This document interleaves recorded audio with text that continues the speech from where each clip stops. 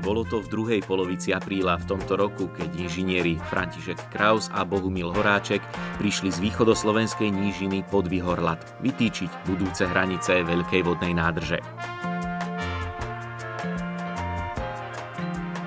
V zápätí nastúpili bagristi a desiatky terénnych nákladných aut, aby ešte do konca roka premiestnili 16 miliónov kubíkov zeminy.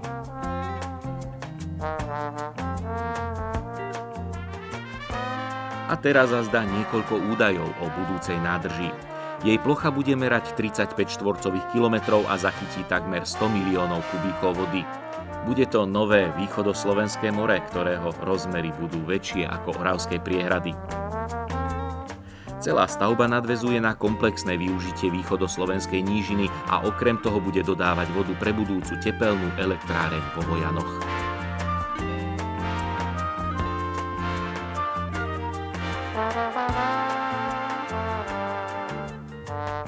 Z hľadiska ekonomického je dôležité celú stavbu dokončiť pred plánovaným termínom.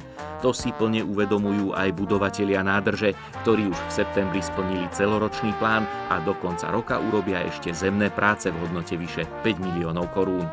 To je ich príspevok k 12. zjazdu Komunistickej strany Československa.